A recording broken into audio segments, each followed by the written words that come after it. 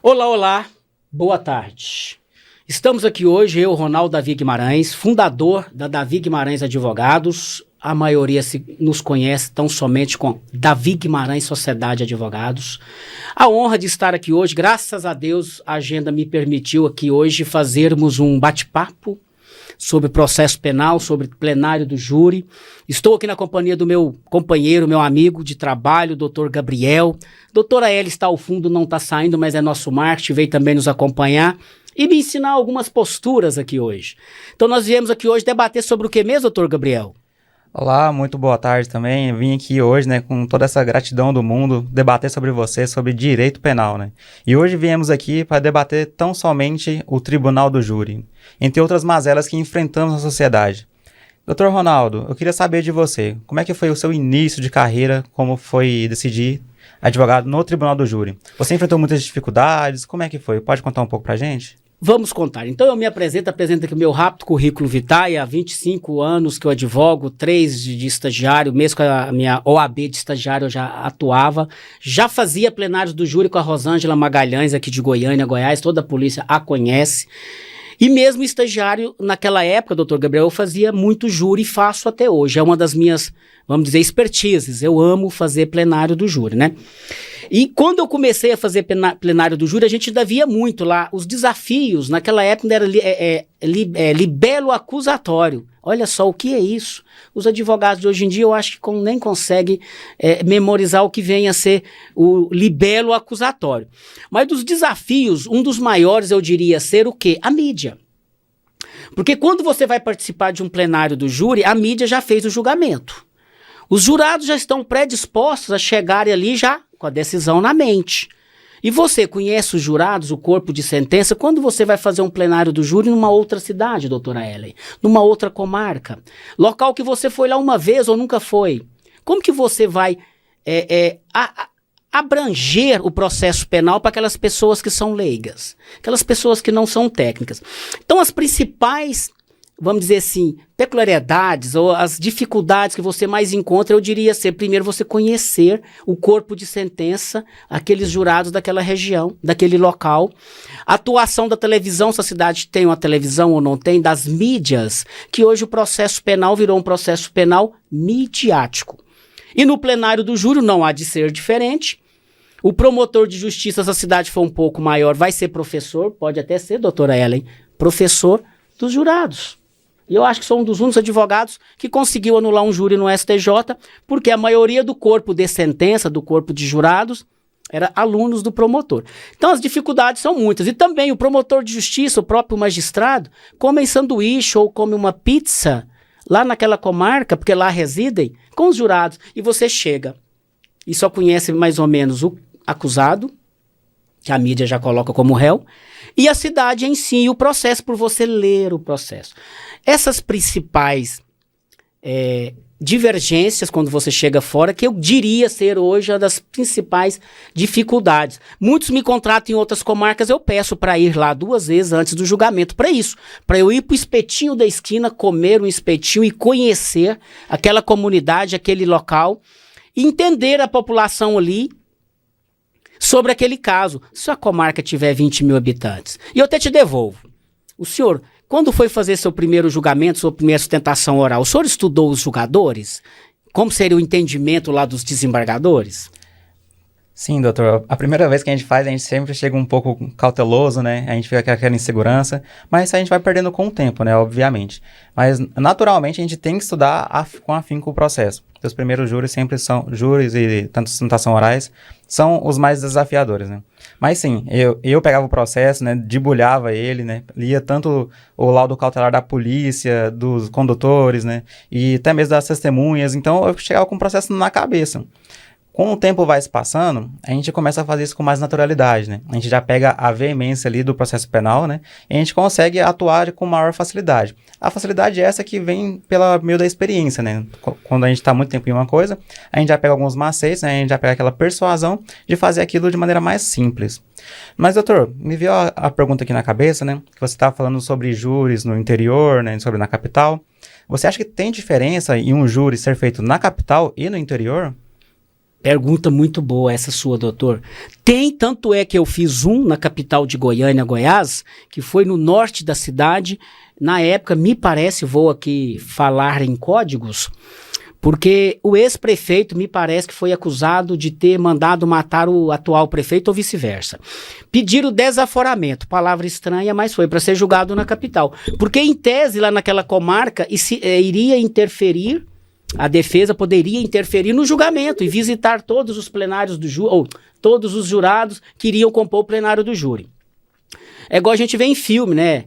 CSI tem muito isso, nos Estados Unidos a gente vê muito isso, mas desaforando para Goiânia, o resultado aqui foi, foi até pior que lá na comarca do interior. Por quê? Porque talvez com muita habilidade o Ministério Público colocou mais promotores de justiça para poder presidir ali o feito. Mas mesmo assim, se você for fazer um júri numa outra comarca que foi desaforada em razão de algum procedimento a pedido do Ministério Público, você tem que buscar no processo penal do porquê disso. Será que tem poder aquisitivo por trás? Será que a mídia, como eu já disse aqui mais ao início, a mídia ali local, alguma rádio, já não fez ali o processo penal midiático em razão da repercussão social daquele local?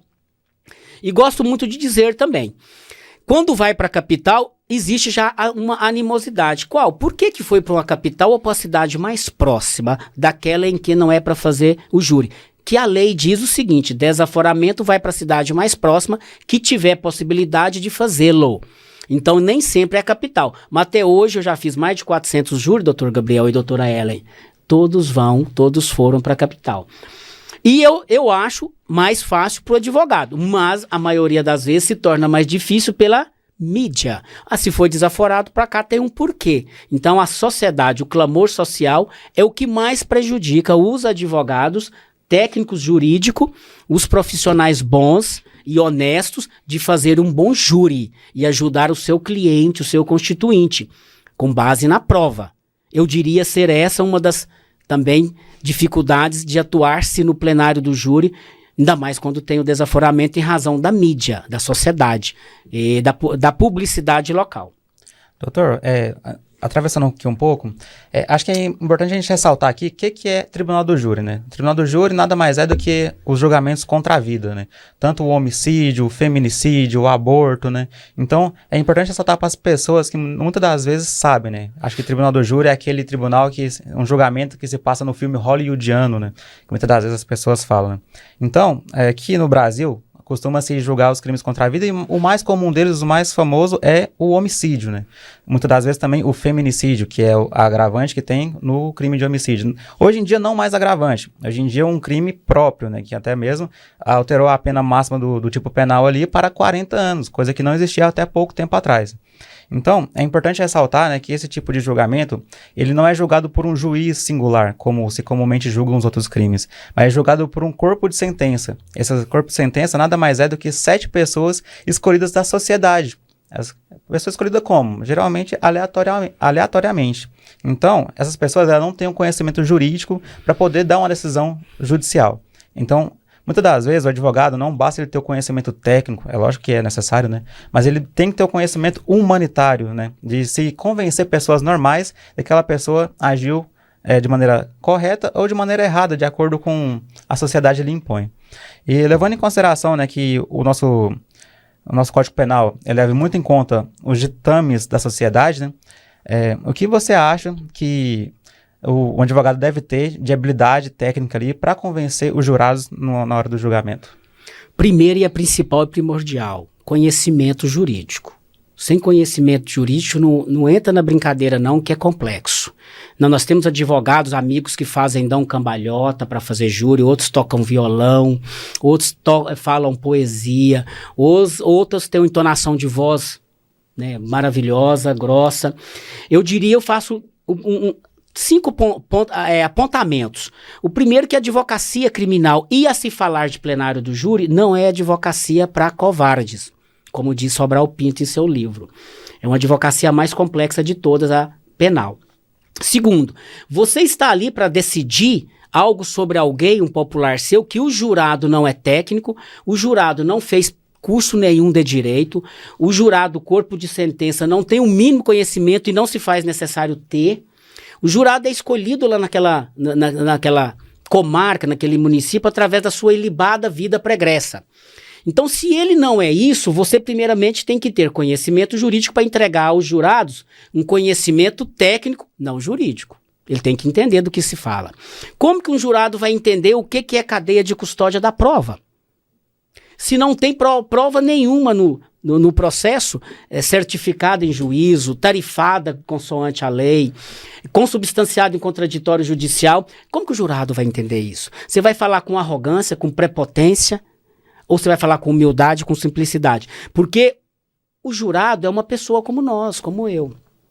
Você vai falar de religião, dependendo da cidade, uma cidade que 80% é evangélica. Você chega lá e você vai criticar um evangélico em plenário do júri? Você vai falar ali que é macumbeiro ali o acusado, o seu constituinte? Então são cautelas que eu diria que o advogado tem que ter, que poucos são treinados a isso. E muitos chegam com a perpicácia de fazer uma poesia. Vou fazer um júri lá em Goiás, então vou falar um verso de Cora Coralina, uma poesia de Cora Coralina. Vou fazer um plenário do júri lá na Bahia, eu estava lá ontem. Vou falar de quê no plenário do júri? Eu vou falar de flores ao mar. Coloca ali no mar, como é que as flores, vou fazer o quê? Uma maneira de dança de capoeira. Então você tem que levar o jurado na sua persuasão racional a entender que você não está ali brincando e que você não está ali, doutor Gabriel, defendendo a pessoa. Você está ali a defender ou defendendo o processo penal. O direito ao livre e amplo e restrito direito de defesa no processo penal. Que muitos me perguntam. É um dos tópicos aqui que nós vamos debater, com certeza. As pessoas, se você chega no interior, a pessoa matou o seu cliente, o vizinho ou a esposa. O senhor tem coragem, doutor Ronaldo, de vir aqui defender alguém que fez um crime brutal desse, praticou um crime brutal desse? Eu respondo com a maior tranquilidade. Até para os jurados entenderem, eu respondo. Eu não estou aqui defendendo o que a pessoa fez. O que ele fez, ele vai pagar. Eu estou aqui defendendo o direito dele se defender no processo penal, o amplo e restrito direito de defesa. E além do mais, a Constituição Federal Brasileira, e no Brasil estamos, ela é signatária, nós somos signatários, dos tratados e das convenções mundiais de direito do homem, que veio antes dos direitos universais. O direito do homem é bíblico. Então todo aquele tem direito de se defender no processo penal. Então, como a pessoa, como advogado, se preparar, até a maneira de falar com o promotor de justiça, você consegue melhores resultados em plenário do júri. Isso eu já vi. Se o promotor não está preparado tecnicamente, dá uns desafios para ele. Eu faço muito isso no início de plenário do júri. Eu desafio Vossa Excelência a voltar com provas, mas é porque eu já li o processo, já tenho conhecimento. Mas os jurados, para fechar a sua pergunta, e do mundo, os únicos jurados são os do Brasil, que não precisa fundamentar decisão nenhuma, por uma maioria simples. São os jurados mais poderosos do mundo. Estados Unidos é maioria absoluta.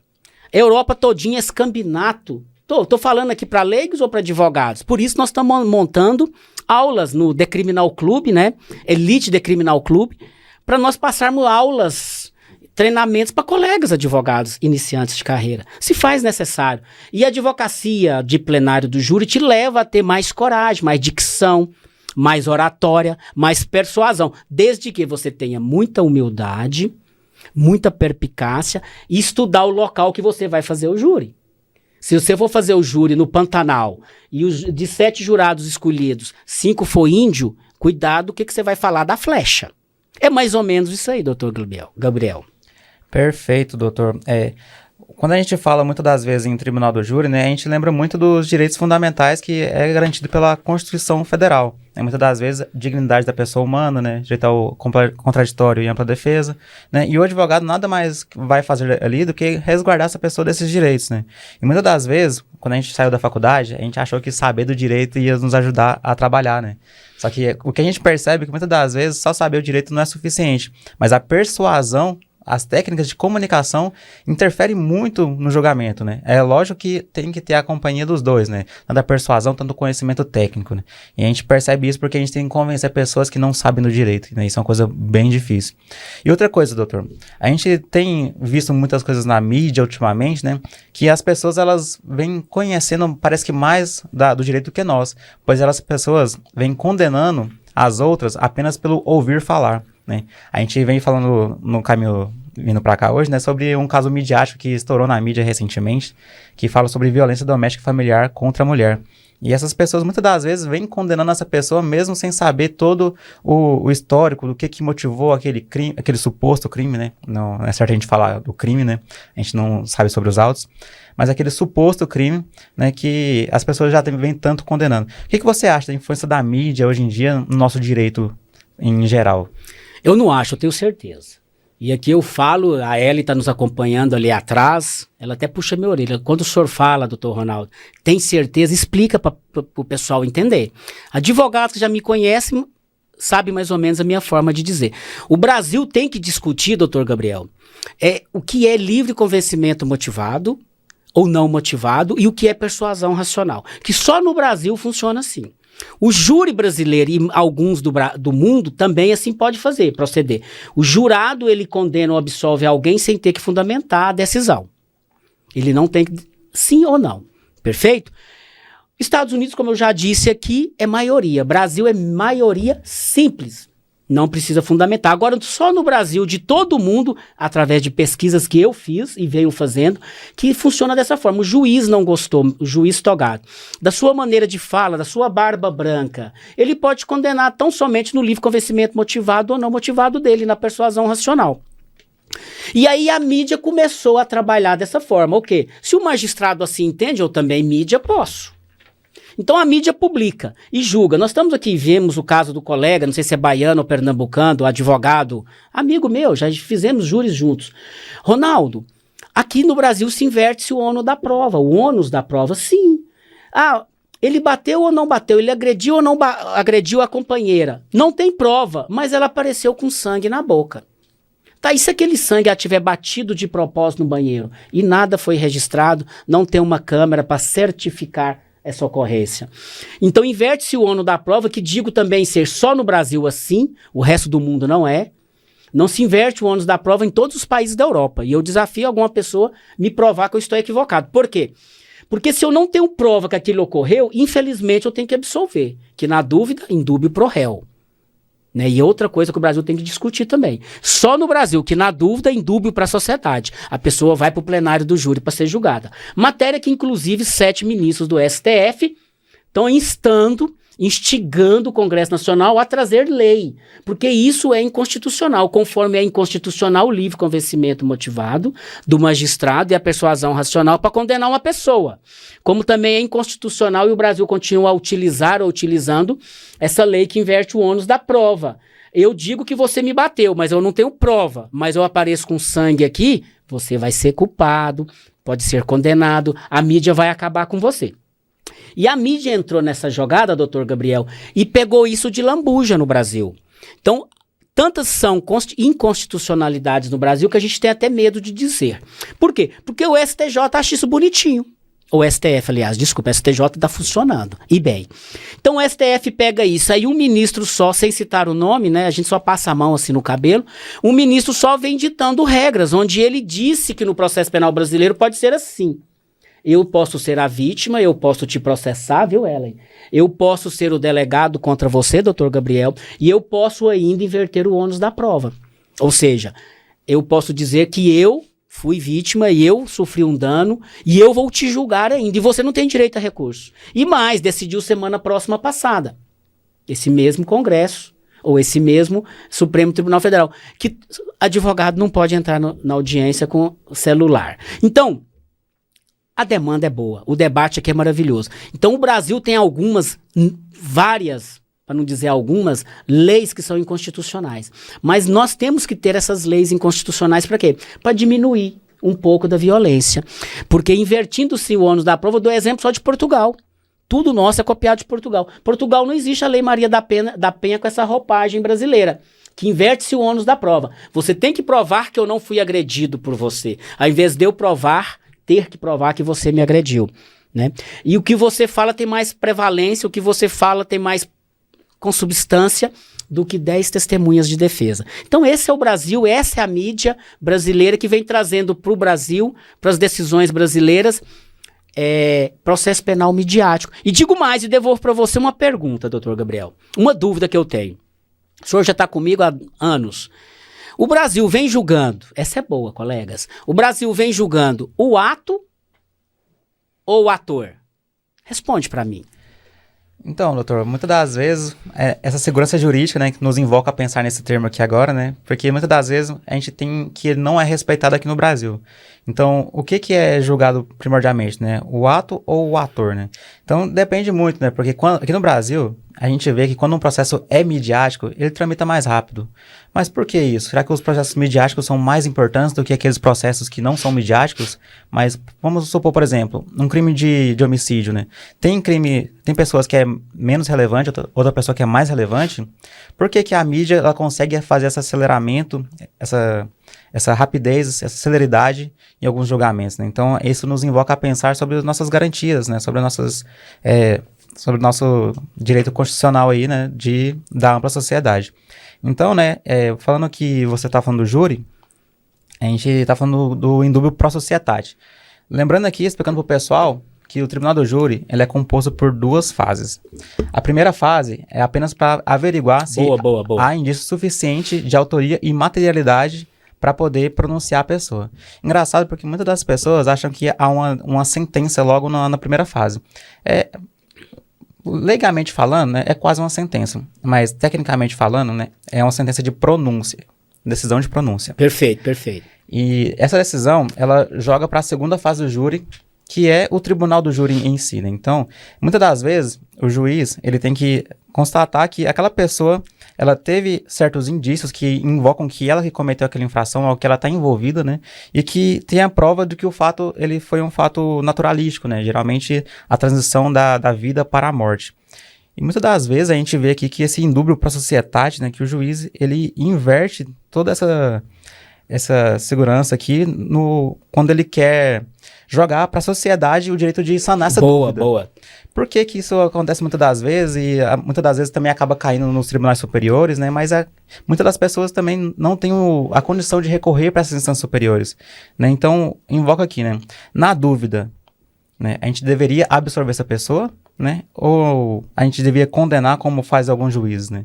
Então, essa dúvida vai ficar para o pessoal que está nos assistindo aqui, né? Porque é uma dúvida que para nós já não é uma dúvida. A gente se sente muito indignado, né? Quando a gente vê esse tipo de julgamento, né?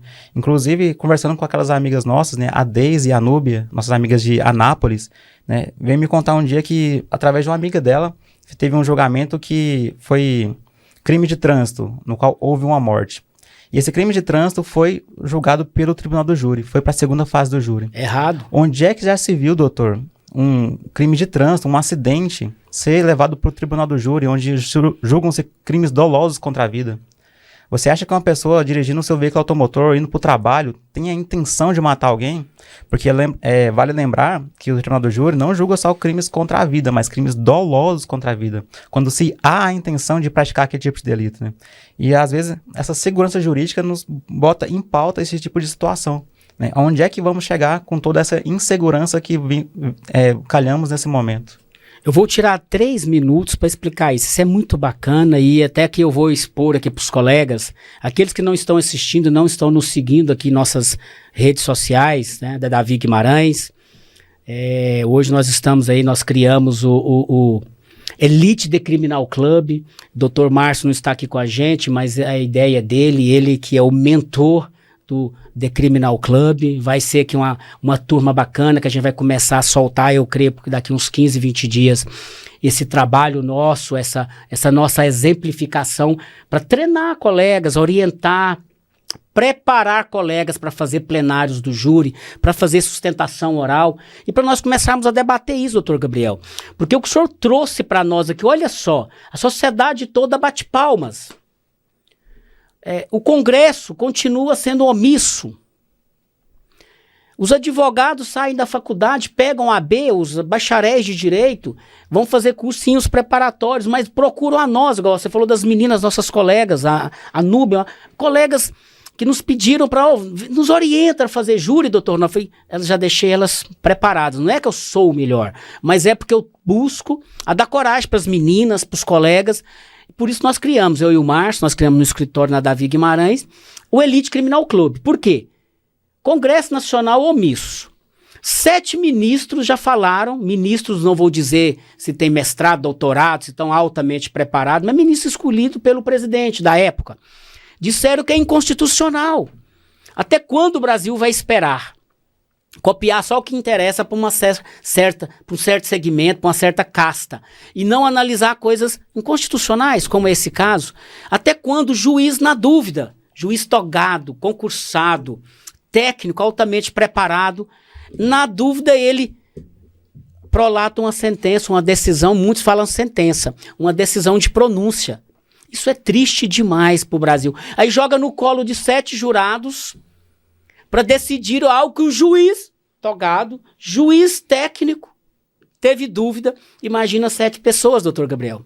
Pessoas essas ali que não têm a mínima obrigação de fundamentar nada, de entender de perícia, de entender o que é dúvida, indúbio pro réu ou indúbio para a sociedade, pro societá.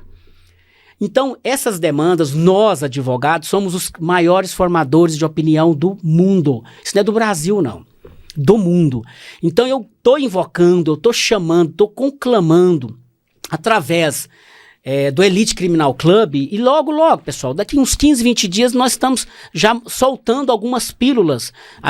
Meu marketing está aqui, a doutora Ellen, que também é formada em Direito, questão de pegar o diploma. Nós vamos começar a soltar pílulas sobre essas aulas, porque nós, advogados, é que formamos opinião. Porque não vamos chegar com recursos até o STJ e STF, que lá estão anulando inúmeras decisões de pronúncia. Eu tive várias, que na dúvida, indúbio, pro réu e não para a sociedade. Então, mas ele é pobre, não consegue. Vamos para fazer pedagogia. Aprender. Ser pedagogos, aliás, falei errado, né, doutor Ellen? Para chegarmos até o STF, STJ, e aliás, se STF for preciso, mas não chega até o STF, que é matéria infraconstitucional. Para acabar com isso, que na dúvida, só porque a mídia está com clamor social, a pessoa vai para o plenário do júri ser julgada por pessoas leigas. Não, isso não é legal. Não estou desfazendo em momento algum, doutor Gabriel, da soberania dos jurados, da soberania do veredito e a soberania dos jurados. Mas se são leigos, não precisam fundamentar, aí vão pôr na mão de mais 7. E não tão somente, pelo menos de um, para debater se é ou não é. Então esse é um dos vácuos da lei que o Brasil está precisando demais. Alinhar o Congresso Nacional, trazer debate, trazer propostas. Muitas propostas levam 10, 15 anos para entrar em vigor. Muitas leis o Brasil fala não pega, mas a lei para a liberdade da pessoa, para mantê-lo preso ou fechado, tem que ser utilizada. E eu sinto prazer, e é por isso que eu aprendi muito em processo penal midiático, processo penal de pessoa hipossuficiente. Quando você cuida de uma pessoa carente, doutor Gabriel, como o senhor também já está aprendendo lá com a gente, nós temos mais coragem. Talvez é porque não tem dinheiro, aí a gente recorre mais. E ao recorrer mais para a pessoa carente, você começa a entender por que rico, com bons advogados, não chega no patamar final de uma cadeia e ele sendo inocente vai para uma cadeia, cumprir uma pena. Então eu uso muito a pessoa carente e hipossuficiente para chegar até os tribunais e lá os tribunais serem instados a manifestar sobre matéria. Por que só o rico tem o direito de tantas e tantas defesas, a pessoa carente não? E eu até desafiei as colegas nossas lá de Anápolis a fazerem também isso. Cuida de uma pessoa carente e vai brigar até lá em cima, para ver por que o Brasil não muda. Porque quando você precisar, você é autoridade, você é congressista, você que tem dinheiro, precisar de um advogado, você vai entender o que eu estou te falando, né? O direito tem que ser igual para todos. Né?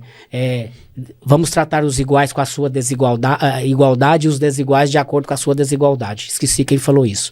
E te devolvo a palavra com isso. A maior valia para mim, o maior prazer que eu tenho é quando eu consigo aplicar a justiça em alguém ou a alguém através da defesa que eu fiz, até que se for pro bono. mais feliz a gente fica. E fazendo defesas pro bono é que eu adquiri essa experiência tão grande. A doutora Ellen sabe, conhece aqui com a gente, através da Associação de Assistência Jurídica Cristã, onde você já foi até meu estagiário. Mas devolvo para você.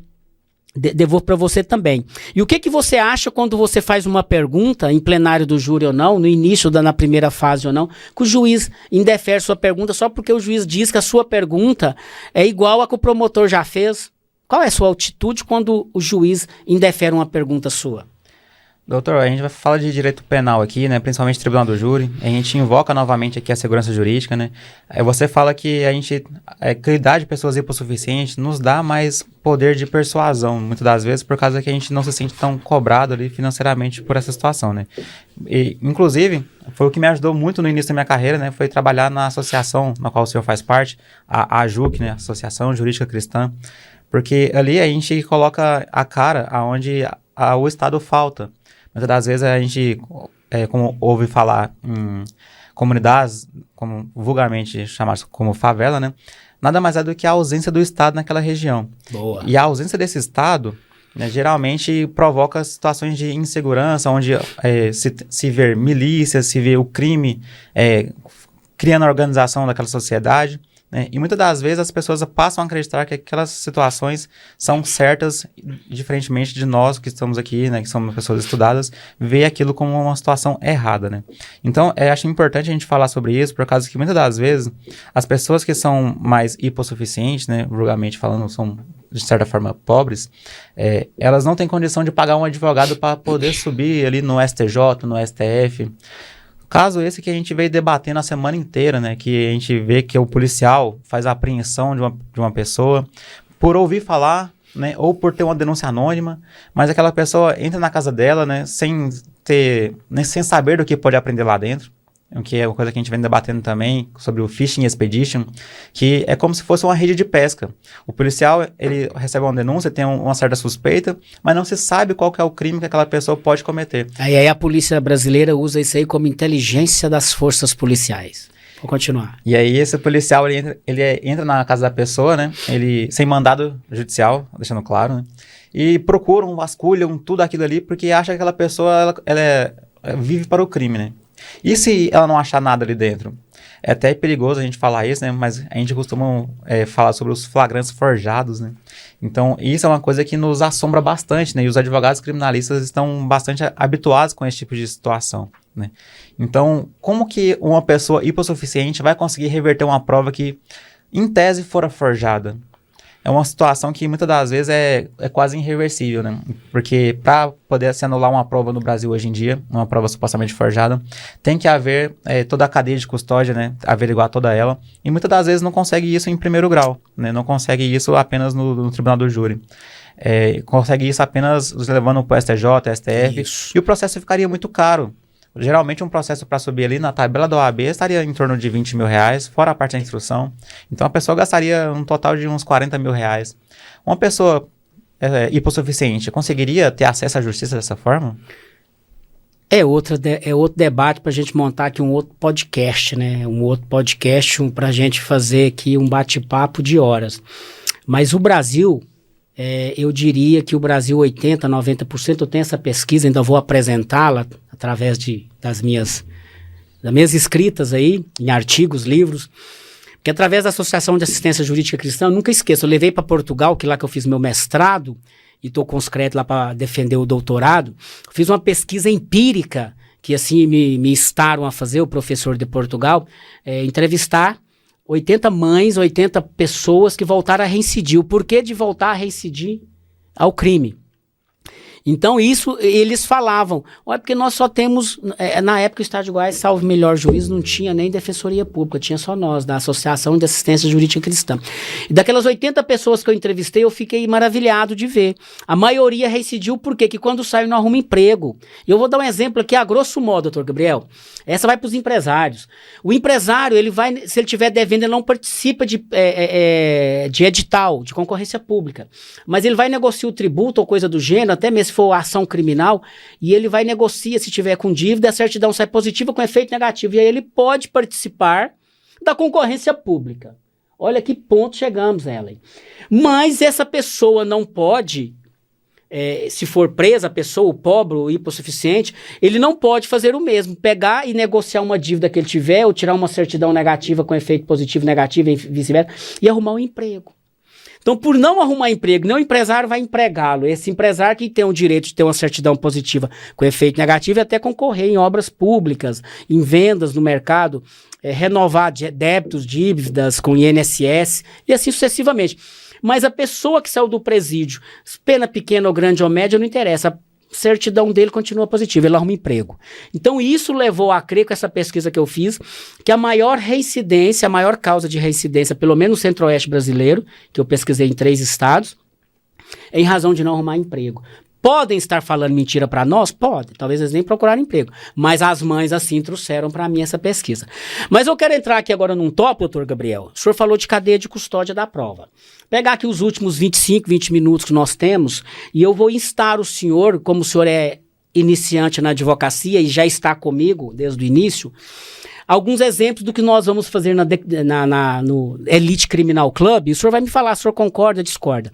Eu vou falar de 3 incisos que nós vamos abrir aulas para treinar colegas, para mentorar colegas lá na Davi Guimarães, não, na Elite Criminal Club, mas vai ser na sede da Davi Guimarães, porque já temos a estrutura montada para esses colegas. Colegas para que, além da gente orientá-los como atuar em plenário do júri, em sustentação oral, em instrução processual penal, em flagrante, em cadeia de custódia, lá na audiência de custódia, cadeia de custódia da prova, não é cadeia, pessoal. Como fazer a primeira resposta à acusação, se instiga-lhe o magistrado, o promotor a falar sobre uma nulidade, um vício. O senhor acabou de falar, doutor, também, o policial adentra na residência sem autorização, sem aquela suspeita justificada, com o STJ tanto fala. Então nós vamos abrir lá na Elite Criminal Club alguns debates sobre, e eu vou dar o exemplo. A primeira que nós vamos fazer, para instar os colegas a falar de início de carreira, que o senhor já está comigo, o senhor já participa, o inciso 1 da cadeia de custódia da prova. O que é o reconhecimento? O senhor lá na cadeia de custódia da prova, do reconhecimento, o primeiro inciso, que são 10 incisos. É o reconhecimento, isolamento, a fixação, a coleta e aí sucessivamente. Mas no reconhecimento eu vou dar um exemplo pro senhor. Quando eu fiz um júri em Goiânia, deve ter uns 12 anos. Essa a Ellen gostou. Acho que a Ellen viu fazendo gravando essa aula no escritório. A pessoa, saiu no jornal, o senhor deveria ter seus 10, 12 anos. A pessoa, em tese, contratou alguém para matar o rapaz. E ao tentar matar o rapaz, doutor Gabriel, ele levou um vaso de rosas no centro de Goiânia. E chegando com esse vaso de rosa no centro de Goiânia, o suposto matador, o autor dos fatos, e ele levou esse vaso de rosas, o vaso de barro, e ele disparou a arma de fogo, a mulher estava grávida, disparou a arma de fogo. É legal isso aqui, presta atenção, colegas, essa é boa. É cadeia de custódia na veia, é cadeia de custódia na prática, empiricamente, no fato, que vai ter que julgar o quê? Se é ou não é prova válida ou não. Ele atirou e matou essa menina, essa senhora, saiu na mídia em Goiânia e eu, na época, eu fui constituído pela Associação de Assistência Jurídica Cristã gratuitamente, me pediram para atender. E aí ficou os pedaços de vasos no chão de barro. A pessoa morreu e estava grávida. Enfim, aí na época não existia cadeia de custódia. A cadeia de custódia tem 5 anos. Aí a polícia, diligentemente, um delegado muito bom do centro de Goiânia, recolheu esse material, doutor Gabriel. Em 30 segundos eu te mando a pergunta. Recolheu o material, que é o primeiro inciso do artigo 158, letra B da cadeia de custódia. E aí achou que aquilo ali era um reconhecimento que amanhã ou depois levaria à condenação o meu pupilo, que em tese matou a menina. Aí me constituíram para cuidar desse rapaz gratuitamente, que em tese foi ele que desferiu os tiros. Beleza, eu pedi para fazer o exame datiloscópio, papiloscópio, cada um fala de um jeito, é o digital, no resto dos vasos. Isso foi feito à época e deu negativo, não existia cadeia de custódia. Eu pedi para fazer contraprova. O delegado, o promotor concordou. Estou dando exemplo de um caso prático de cadeia de custódia em plenário do júri. E ao fazer, doutor Gabriel, notadamente deu novamente negativo. Não eram as digitais que estavam no vaso do meu constituinte. E ele já havia me dado a garantia. Doutor, não fui eu. Poderia estar usando luvas, Não sei, mas não foi ele, poderia estar com plástico, mas lá tinha digitais de uma terceira pessoa, o matador, mas não era o meu constituinte. Olha para você ver, através do primeiro inciso da cadeia de custódia da prova, que a maioria dos advogados não tem conhecimento, com todas as vênias, é o que eu vou treinar todos, que andar com a gente no The Criminal Club, junto com a Davi Guimarães, advogados, só no reconhecimento que o delegado viu que aquilo ia condenar alguém, eu utilizei inversamente para absolver alguém, antes de existir a cadeia de custódia. Na perpicácia, o quê? Do advogado que teve um raciocínio lógico rápido, antes de existir a cadeia de custódia. O que o senhor me falaria disso? O que o senhor tem hoje de ação penal que o senhor poderia usar esse reconhecimento de um aparelho celular que gravou alguma coisa para fazer uma ata notarial, que vai ser um outro tópico nosso. Poderia ser também, o que a polícia isolou lá do local que o senhor acha que anula o processo, beneficia seu cliente, ou de alguma coleta que foi feita de DNA, que absolve um suposto pretenso estuprador. Dei o exemplo do vaso, que eu participei na ação, no julgamento, e o promotor pediu absolvição, a despronúncia, que já havia sido pronunciado, a perícia saiu bem depois. O que o senhor me fala disso? O senhor tem muitas ações que pode assim ser usado, e você fazer esse reconhecimento e levar para o delegado, ao invés de ser só o delegado fazer isso? Doutor, quando você fala de cadeia de custódia da prova, parece que você está falando grego, né, para algumas pessoas, porque muitos policiais aparentemente não sabem o que é isso. Aí você para para eles e pergunta, né, por que essa sangria toda em querer condenar alguém, querer levar alguém preso, sendo que vocês não fazem o necessário de vocês. Existem ali o POP, né, o Procedimento Operacional Padrão da Polícia Militar. E muitas das vezes padrões não são seguidos, porque a polícia em si não está preocupada em seguir esse tipo de cadeia de custódia, né? Por causa que eles querem mesmo prender a pessoa e ganhar um benefício ali, talvez, de um dia de folga, né? E nada mais importa. Muitas das vezes ali passa-se pela moralidade, passa-se pelo grau da ética ali, apenas para se levar uma pessoa que muitas das vezes pode ser inocente, então ela vai presa. E outra coisa, né? Chegando na delegacia. Chegando na delegacia ali, ela já está praticamente condenada pela autoridade policial ali, né, que é o delegado de polícia, que é uma figura autoritária, né, então a pessoa chega ali no delegacia de polícia, ela se sente completamente intimidada, acaba que por não estar com o advogado presente naquele momento, acaba fazendo prova de um crime, né, que ele sequer cometeu, né, ou então até mesmo fazendo uma prova ali que vai condenar ele no final do processo. Tendo em vista que o procedimento inquisitivo na Polícia Militar, na Delegacia de Polícia, ele não requer contraditório e ampla defesa, né? Então, muitas das vezes, ali colhe-se o depoimento das partes, dos condutores dos veículos da polícia, né? Mas só depois daquilo ali é que vai se iniciar uma ação penal, né? Só que aqueles depoimentos, eles vão ser levados durante todo o processo. Então, muitas das vezes, aquilo ali pode desencadear uma dúvida no julgador, ou até mesmo uma condenação, ou até mesmo uma absolvição. Então, veja aqui o tanto que é importante uma pessoa ter um advogado acompanhando desde o início do processo. Muitas das pessoas acham que não é necessário, né? Porque só na delegacia de polícia, muitas das vezes vai lá, libera a pessoa e não precisa, né? Quando iniciar a ação penal, contrata-se um advogado, né? E esse é um dos maiores erros das pessoas, por causa que se o processo ele for acompanhado desde o início, feito na sua legalidade, e não sendo forçado a dizer ou fazer coisas que você não sequer fez, né? Apenas para preservar a sua integridade física naquele momento, porque você se sente ameaçado.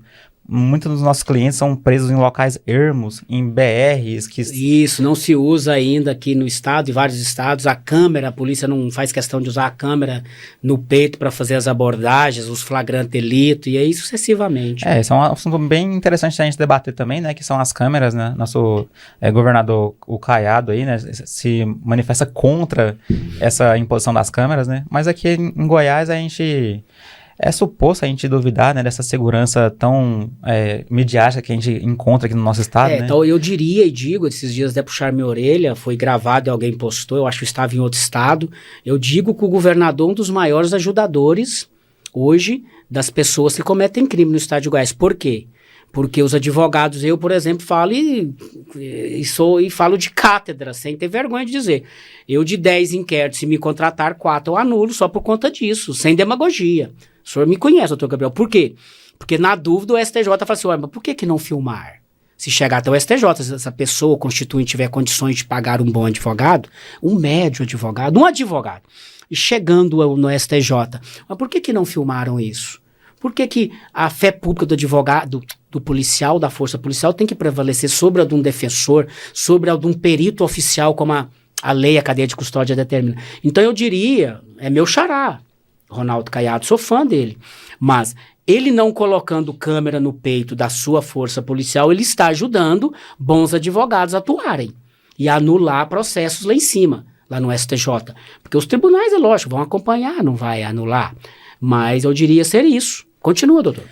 Até uma insegurança a gente ouvia, assim, do estado de Goiás ser referência, né, aqui, né, na segurança, né, no trabalho da polícia, porque o que é esse trabalho de fato, né? Será que muitas das vezes esse trabalho é feito pelo procedimento operacional padrão, que se exige, que é um formulário que deve ser seguido à risca da polícia? Então, essas dúvidas, né, que botam em pauta aqui se a necessidade do uso da câmara de segurança nas fardas policiais vai resguardar para a pessoa que é hipossuficiente, muitas das vezes, um processo justo, um processo digno, um processo que não seja forjado de provas que foram destituídas ali da cadeia de custódia da prova, né?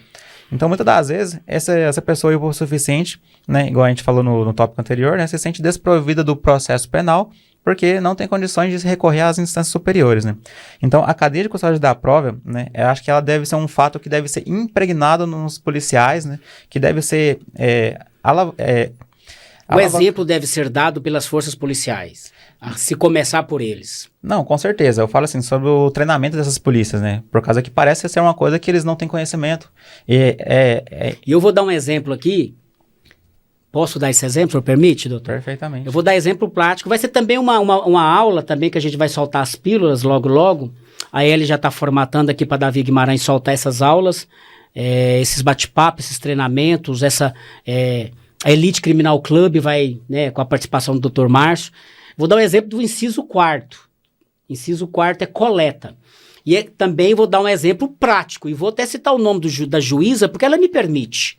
Ela me constituíra, certa vez, me nomeara a doutora Placidina Pires. Não era nem da organização criminosa, doutor Gabriel. Eu tenho a coragem de dizer, porque ela é uma estudiosa. Fizeram uma busca e apreensão, vou ser rápido, gastar 30 minutos. Olha, colegas, vocês têm que captar a mensagem. Como diz Pablo Marçal. Vocês têm que copiar o código. Busca e apreensão dentro de presídio. Não se faz necessário determinação judicial de celular. Fizeram em Itaberaí e outras comarcas aqui do norte de Goiás, busca e apreensão de aparelho celular de presos que estavam em tese articulando fora do presídio, matar alguém, fazer tráfico. Aí a doutora, doutor, o senhor já cuida de uns 3 ou 4 aqui. O assessor da doutora Placidina Pires me liga pedindo para me nomear. O Anderson, falo nomes. Me nomeou, enfim, fui para audiência. Colegas, presta atenção. Na audiência eu perguntei pro delegado, que lá estava como testemunha. Lembrei até do nosso amigo mineiro, né? O Quaresma. Mas eu sou muito mais cauteloso. Sou mais calmo. Doutor, quem colheu ou recolheu, quem guardou os aparelhos celulares? Eu perguntando pro delegado. Presta atenção, inciso 4º da cadeia de custódia da prova, artigo 158. Ué, quem recolheu os agentes? Eu não sei, doutor Ronaldo. O delegado já me conhece, fazendo online. Aí, novamente, outra pergunta. Eu falei, mas acomodou em quê? Acomodar. Inciso 5º, já outro. Mas vamos continuar na coleta. Colocou no malote? Não, colocou no saco de lixo celular. Tá, mas numa cela, doutor delegado, tinham quantas pessoas? Eu não sei, 18, 14. Ah, vocês não lacraram? Outro inciso, lacrar. Ou fixação do nome da pessoa, do dono do celular. Não se faz necessário, o delegado me respondendo. Ah, então o senhor não sabe quem lacrou, o senhor não sabe quem pegou o celular. A cela tinha 14 a 18 presos. Doutor Gabriel, o delegado falou em audiência. Doutor, eu não sou obrigado a fazer isso. Onde está escrito isso? Eu não vou falar o nome do delegado porque ele é meu amigo, mas ele é delegado. Mas eu sou defensor. Lá 18 acusados ou 24, 200 advogados, 200 é mentira, uns 20 e poucos. Os advogados me conhecem. E todos vão fazer esses treinamentos conosco na Elite Criminal Club. Aí o delegado, ao responder que não fazia necessário ele saber disso, escuta o que a juíza falou. Lembra como fosse hoje. Doutor fulano de tal, o senhor é obrigado a responder, doutor Ronaldo. O senhor está aqui como testemunha. E a cadeia de custódia da prova é uma lei federal. Calma que não terminei. Aí não sabe de quem é o celular, qual preço estava passando as mensagens. Aí eu fiz uma quinta pergunta lá no inciso de armazenamento, inciso 9 da cadeia de custódia, que vai ser outro tópico, outra aula. Outro treinamento. Doutor, e quem primeiramente acessou os celulares antes de ir para a perícia técnico-científica do estado de Goiás? Ele falou, nós mesmos. quebrou a cadeia de custódia. Então é isso que eu quero treinar a galera. Tudo bem, a doutora Placidina quebrou a cadeia de custódia da prova, condenou. O Tribunal de Justiça anulou esse julgamento? Não. E os colegas que me conhecem sabem disso, não anulou. Fomos para o STJ. O que ocorreu no STJ, colegas? Anulou onde esse processo? A cadeia de custódia quebrada. Então é isso que eu quero treinar os colegas. É isso, doutor Gabriel, que nós temos que aprender a fazer, não só no júri, não só em todo qualquer procedimento. Do júri eu disse aqui o recolhimento, reconhecimento com recolhimento. Então a cadeia de custódia são 10 incisos onde a gente anula inúmeros processos penais. E eu vou comecei, já está gravado, monitorado. A Ellen, nossa assessora de marketing, que está fazendo esse procedimento. Aqui na coleta, não lacrou o celular, gente, não anulou. Eu tive uma decisão, doutor Gabriel, aqui de Goiás, salvo melhor juiz, umas 2 ou 3 do DF.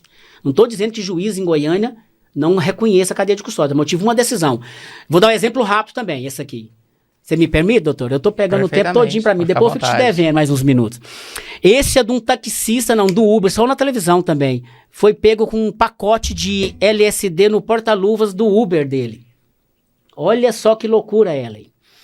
E a polícia já estava esperando ele na casa dele, é o que o doutor Gabriel disse, aquele flagrante preparado, flagrante forjado, que a polícia já está acostumada a fazer, amém, tem que fazer.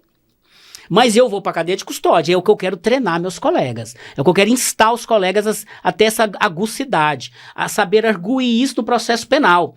Ronaldo, como plantar isso ou implantar lá na cadeia, lá na audiência de custódia, lá no inquérito onde o delegado manda a gente calar a boca, você vai fazer o requerimento, caladinho, e eu vou treinar. Então vamos lá para os comprimidos. Já existia cadeia de custódia nessa época? Não. E o menino vai ver isso aqui, ele me autorizou a falar o nome dele, que eu absolvi ele. Juiz de primeiro grau reconheceu. Ficou um policial lá em cima, no apartamento, doutor Gabriel. Ficou um policial lá em cima no apartamento do comprador lá dos comprimidos e o Uber ia levar. Me liga desesperado, fui preso, então polícia comigo aqui. Não, fica quietinho, delegacia, fui pra delegacia. Chegou lá na delegacia, eu perguntando os policiais em delegacia, e eu com os incisos do artigo 158, letra B, cadeia de custódia, que eu pego o inverso da lei, eu vou de trás para frente, ou seja, eu pego elementos objetivos do tipo penal, para eu fazer o policial cair no conto do vigário. O policial fez certo? Fez. O governador tá certinho de não pôr câmera? Tá. Alguém pegou os comprimidos no porta-luvas dele, você ia perguntando, quem pegou? Aí um falou, eu não sei, eu acho que foi o fulano de tal. Ah, aquele que vai ser ouvido aqui agora, tá. É aquele, mas já tinha sido ouvido. Oh, mas ele disse que foi o senhor. Já tá gravado, o senhor disse que não foi? Não, não foi eu, não. Então quem pegou? Caiu do céu? Então ninguém, nenhum policial conseguiu levar em juízo com as minhas perguntas. Eu calmo, sereno, os colegas já me conhecem. O pessoal falou, doutor, não tem nada a ver com isso não. A nossa função é prender em flagrante. Falei, parabéns. Perfeito. Mas e quem recebeu então? Vamos lá pro final. Artigo, inciso 7º. Quem recebeu esses comprimidos para fazer a constatação se é ou não é droga? Quem recebeu lá na Polícia Técnico-Científica? O policial teve a coragem de dizer, não, entreguei pro delegado. E o delegado guardou, acomodou como? Vocês já viram acomodar, acabei de falar, que é o inciso 5. É outra aula. E nessa demanda, nessas perguntas que concatenadamente eu consegui fazê-las, e quem anda comigo eu treino para assim fazê-las, que nós estamos já com a montagem todinha para treinar você. Amigos nossos. A Elite Criminal Clube, a função nossa será isso. Ronaldo, como plantar isso lá no flagrante? Deixa o flagrante fazer errado. Deixa na audiência de custódia o juiz te falar assim, ó, não adentro aqui no mérito. Mas, excelência, eu quero só fazer uma pergunta pro acusado, pro meu constituinte. Quem pegou o quê? Só para constatar, certificar lá. Então, só com esse recebimento, que o policial falou em juízo, com a fé pública da polícia, que também não tem mais validade, de acordo com a cadeia de custódia da prova. Tem para alguns juízes. Então, com essas perguntas que eu fiz para 3 policiais, doutor Gabriel, o juiz singular, eu publiquei essa decisão, é porque o senhor não estava comigo ainda. Já estava em vigor a cadeia de custódia da prova. O juiz de primeiro grau absolveu. E digo mais, colegas, escuta essa. O juiz absolveu, deu uma aula, concordando com tudo que esse defensor falou, sem arrogância, sem nada, e o promotor não teve coragem de recorrer para o Tribunal de Justiça. E por falta de sorte do promotor de justiça que recorreu para o Tribunal de Justiça, estava do interior substituindo aqui, cai com o doutor Sival. Os advogados já conhecem. Doutor Sival eu acho que ele quase nem recebeu a apelação, mas se faz necessário é obrigatório. Eu fiz uma sustentação oral, manteve sim a absolvição. Então estou dando exemplos daquilo que nós estamos a criar, doutor Gabriel. A Eli está aqui presente para isso. Nós vamos criar aqui aulas, já estão montadas. Aulas eu quero treinar você, colega advogado, colega advogada. Eu quero instar você, colocar você na prática para fazer. Eu aprendi um pouquinho muito isso, doutor Gabriel, também, sobre a cadeia de custódia, porque a gente cuida de pessoa carente. A se cuidar de pessoa carente, a gente tem mais coragem. Que a gente fala lá de cadeia de custódia lá no escritório, na Davi Guimarães, antes mesmo de existir a lei no Brasil. Mas esses incisos aqui, que são 10, e além desses 10, abrange-se um leque para mais uns 8, 9, onde eu estudo e vou passar para vocês como vocês anular processo desde o início da cadeia de custódia inversa, onde juiz singular, em regra, não absolve. Não anula, aliás. Mas o STJ é todo dia e toda hora. Eu diria isso. E devolvo a palavra para você, doutor Gabriel. Acabei mudando o tópico, empolguei aqui. Mas o que o senhor acha de aqui essa quantidade de verbos ou de incisos da cadeia de custódia? O que o senhor diria para eu fazer para ajudar os colegas? Olha, a cadeia de custódia ela deve ser estudada na íntegra, né? Igual eu estava falando anteriormente, né? Principalmente pelos policiais que sabem da lei, né? A gente não pode falar que não sabe, né? Passaram por um curso de formação bastante intenso, só que faz a questão de não utilizá-lo, né? Então, esses verbos, né, tanto o reconhecimento, isolamento, a fixação, a coleta, dentre outros, né, se fazem imprescindíveis. E voltando aqui a falar do Tribunal do Júri também, né, são crimes que deixam vestígios, né? Então, tem que se seguir também todo o laudo de perícia cautelar, né, levar no IML, porque crimes que deixam lesões, né? Principalmente um crime de homicídio ali, né? O que causou aquela morte? E a reconstituição ou a reprodução simulada dos fatos também é outro detalhe muito bom para se fazer no plenário, em casos de homicídio ou tentativa de homicídio, e também acidente de trânsito. Também a cadeia de custódia da prova hoje dá para o advogado uma riqueza de afazeres e requerimentos, coisa de cinema, desde que não prejudique o seu constituinte.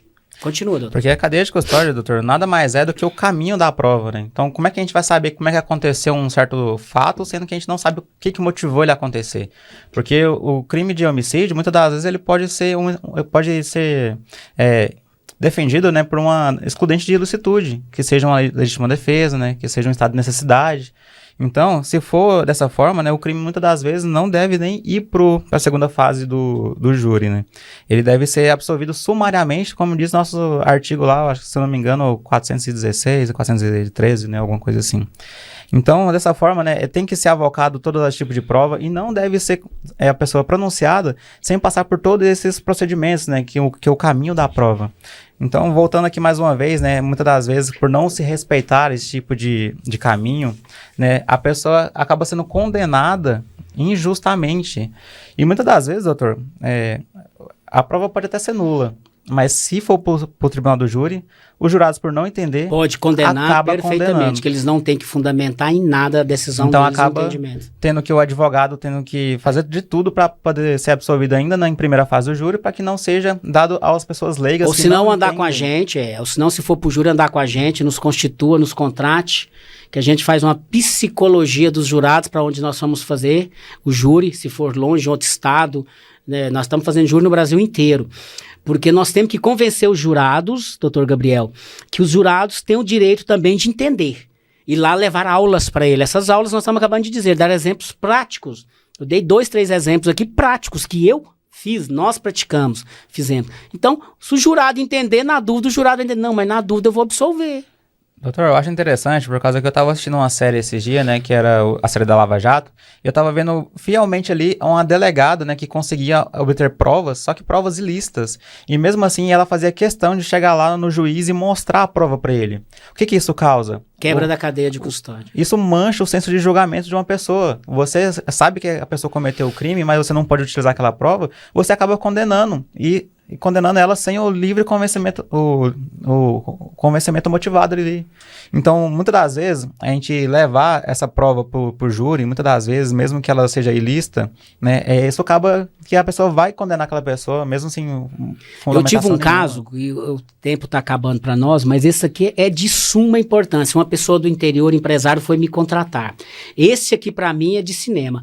Aí ele falou, Ronaldo, estou sendo acusado de praticar atentado violento ao pudor na menor, tal, não, sem relação sexual. Eu falei, é atentado.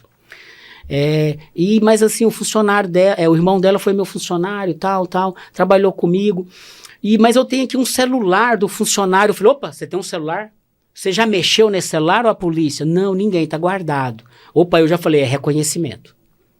Eu, como delegado, que eu posso abrir um inquérito defensivo, resolução 188 da OAB, hoje, advogado, colega, você pode usar a cadeia de custódia no inquérito defensivo. Resolução 188 da OAB, 188. Aí eu já recolhi o aparelho celular do empresário. Antes dele me contratar, eu falei, você vai lacrar, fecha esse celular. Lá tinha as mensagens no celular, colegas, do irmão da menina, que era funcionário dele, combinando com a menorzinha. Não, vamos só extorquir um dinheiro desse bobão. Empresário rico no interior, queria ser candidato a prefeito. Ninguém vai entender que é outro estado. E eu recolhi esse celular e levei ele fazer perícia na polícia. Antes eu mandei fazer uma ata notarial. Mesmo fazendo a ata notarial, eu pedi, entreguei ele para a polícia. Eu entregando ele para a polícia, o delegado recebeu, acondicionou ele no malote, como a lei pede, perfeitamente, lacrou e assinou. E levou para a perícia técnico-científica, para não quebrar a cadeia de custódia. Isso também eu quero te ensinar a fazer. O rapaz foi absolvido, o empresário. Olha que exemplo. Aí você tem que saber receber a prova para você levar para o juízo. Senão você fica perdido. Então isso aqui é um exemplo do celular também, que é coisa de cinema. Eu tenho inúmeros exemplos, inúmeros. Esse de isolamento de local, que houve crime violento, não violento, recolhimento de DNA, que tem que guardar por anos, que é o acondicionamento, o armazenamento, aliás, que é o inciso 9. Também de fazer reconstituição, doutor Gabriel, e reprodução, reconstrução simulada de fatos, mas quando o processo já está em andamento e não no início do inquérito, que quem preside é oficial de justiça, perito oficial e não delegado. Isso tudo eu quero passar para os colegas através da Elite de Criminal Club. Podemos despedir aqui ainda? Infelizmente, já doutor, estouramos nosso prazo ali, mas podemos despedir? Podemos ainda fazer as despedidas, Ellen? Teria muita coisa para falar ainda, né? Só que a gente já vai ter que se encerrar por agora, né? Mas a gente vem com novos episódios posteriormente, né? Para alavancar esses tópicos, né? Para esclarecer o entendimento dos advogados e também das pessoas leigas que se interessam pelo assunto, né?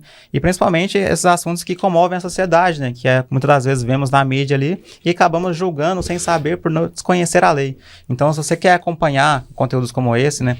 Vem acompanhando nossos próximos episódios que você vai se inteirar e vai ter um senso de julgamento melhor para não ficar condenando as pessoas antes mesmo de haver um julgamento jurídico. Isso, eu chamo também, nos siga aí nas nossas redes sociais. O escritório hoje são vários advogados, mas eu já criei aí o Elite Criminal Club para isso, para orientar os colegas, orientar as colegas advogadas, para que você não chegue e fale assim, como o popular fala, pô, você defende bandido, doutor Ronaldo, o que é isso? Não. Talvez a pessoa sequer cometeu o crime. Talvez a pessoa está só sendo condenada e foi condenada e massacrada pela mídia, que hoje o processo penal no Brasil virou processo penal midiático. Nos siga, nos acompanha. E vamos ter mais exemplos aí logo, logo. Nós vamos logo já soltar um novo podcast, um novo bate-papo dessas aulas que nós vamos soltar através da Ellen. E nós vamos colocar gratuitamente para vocês, colegas, para vocês aprenderem a usar a cadeia de custódia da prova inversamente. E provar para o cliente que vocês aqui no estado de Goiás sabem trabalhar processo penal e no Brasil inteiro. Estamos à disposição. Grande abraço e obrigado pela atenção.